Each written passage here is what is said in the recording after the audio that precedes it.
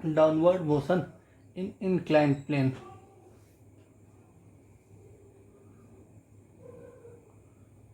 Downward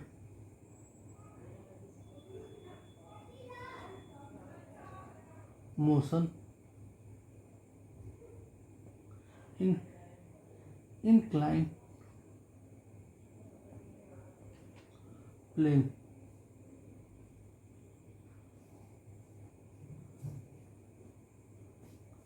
इसका मतलब हो गया नट समतल पर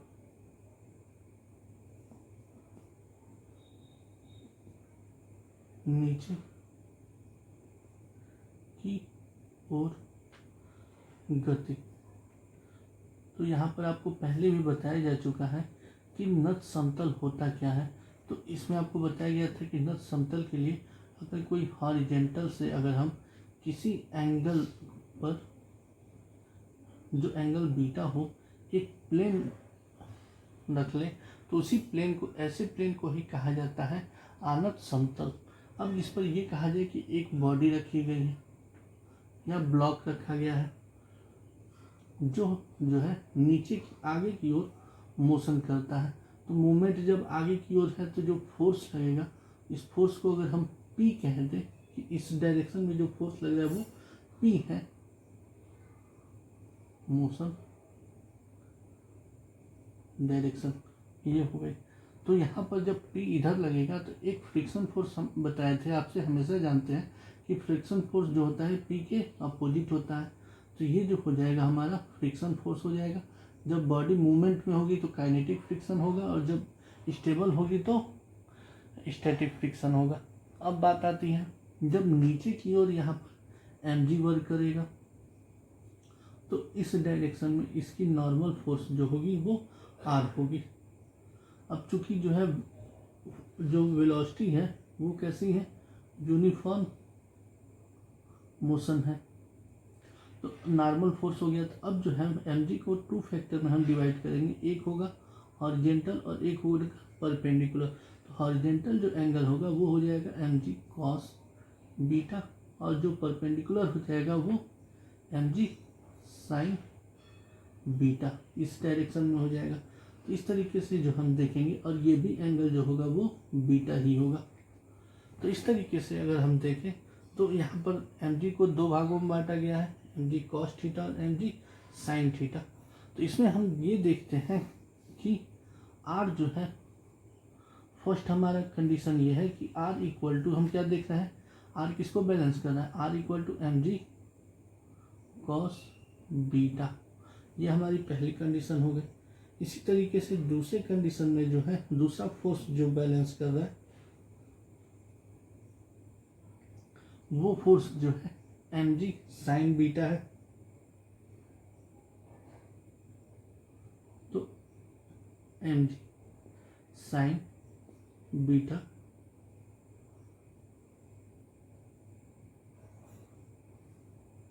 कंपोनेंट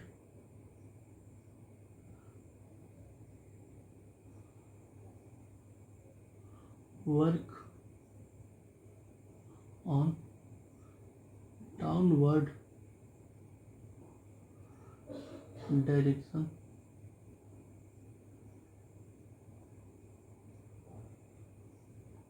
ऑफ प्लेन, प्लेन की जो है डाउनवर्ड में वर्क कर रहा है। तो इस तरीके से हम कह सकते हैं फ्री, अगर जो बन फ्री डायग्राम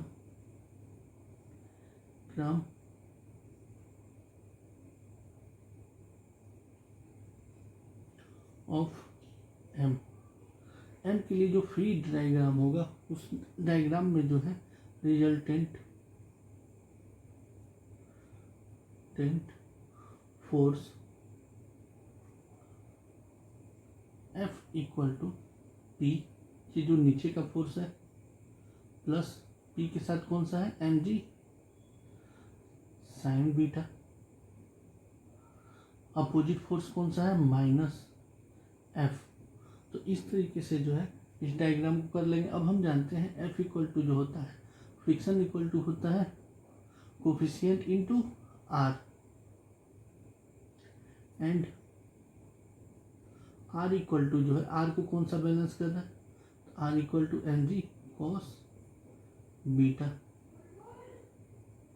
अब इसी तरह से जब एफ इक्वल टू हम निकालेंगे, so F equal to mu f r की जगह पर m ji cos beta, then f equal to p plus M G sine beta minus mu M G cos beta, ये हो जाएगा। अब यहाँ पर हम जानते हैं कि जो मोशन है वो कैसा है, यूनिफॉर्म मोशन है। तो इन यूनिफॉर्म मोशन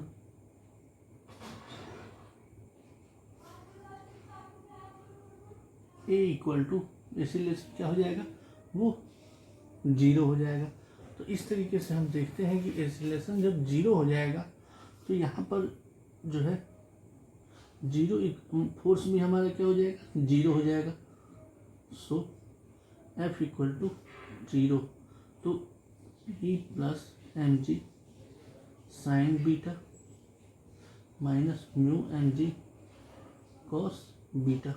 इसको जब हम सॉल्व करेंगे तो माइनस इधर लाया जाए तो जो प्लस में चेंज हो जाएगा, तो M ji sine beta equal to mu M G cos beta.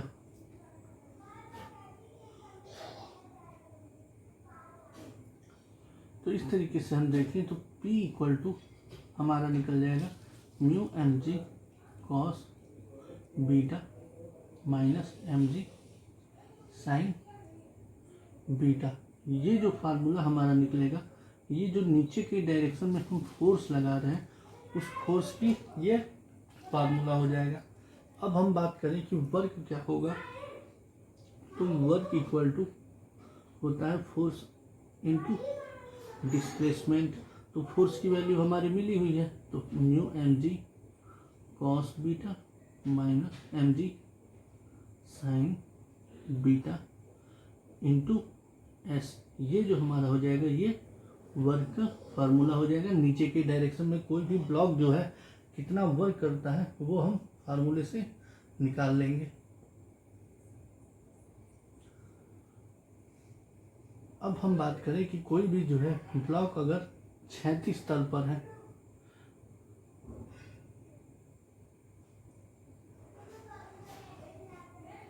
Work done on horizontal surface.